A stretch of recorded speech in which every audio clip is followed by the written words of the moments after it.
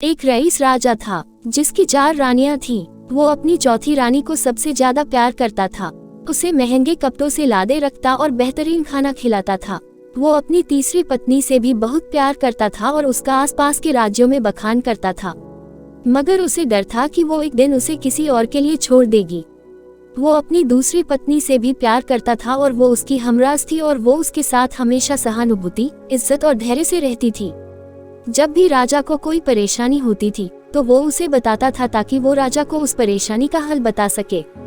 राजा की पहली पत्नी राजा की सबसे वफादार थी और राज्य और उसकी दौलत बढ़ाने में बहुत मदद करती थी, मगर वह अपनी पहली पत्नी से प्यार नहीं करता था।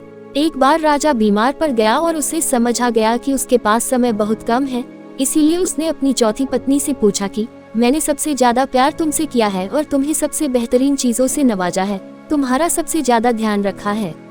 अब जब मैं मरने जा रहा हूँ, क्या तुम मेरा साथ देने के लिए मेरे साथ चलोगी? तब उसकी चौथी पत्नी ने जवाब दिया कि बिल्कुल नहीं। उसकी बात राजा के दिल में छुरी जैसी चुभी। अब दुखी राजा ने अपने तीसरे पत्नी से पूछा कि मैंने सारी जिंदगी तुमसे प्यार किया, अब मैं जा रहा हूँ, क्या तुम मेरे साथ चलोगी?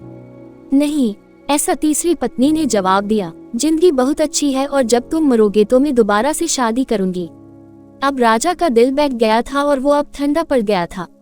फिर उसने अपनी दूसरी पत्नी से पूछा, मैंने हमेशा जरूरत के वक्त तुमसे मदद मांगी और तुमने भी हमेशा मेरा साथ भी दिया, लेकिन अब जब मैं मरूंगा क्या तुम मेरा साथ देने मेरे साथ आओगी? माफ करना, इस बार मैं तुम्हारी मदद नहीं कर सकती। दूसरी पत्नी ने जवाब दिया, ज्यादा से ज्यादा मैं तुम्हें तुम्हारी कब्र तक छोड़ सकती हूँ। उसका जवाब बिजली की तरह राजा को लगा और वो बेहद दुखी हो गया। तभी एक आवाज आई, मैं आपके साथ चलूंगी और जहां आप जाएंगे वहां आपके साथ चलूंगी।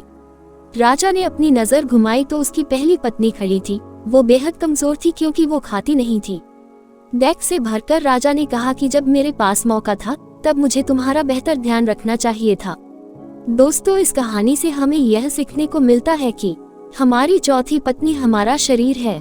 हम चाहे इसे सजाने धजाने में कितना भी दिल लगाएं, मृत्यु के समय ये हमें छोड़ जाएगा। हमारी तीसरी पत्नी हमारी संपत्ति, दर्जा और दौलत है। जब हम मरते हैं ये औरों को मिल जाती है। हमारी दसूरी पत्नी हमारा परिवार और समीकरण है, चाहे वो कितना ही हमारे साथ क्यों न हो।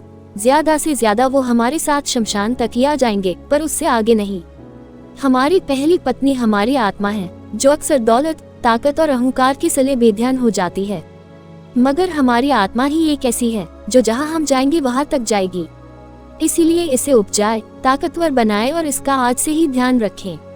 यही दुनिया में आपका सबसे बड़ा तोहफा है।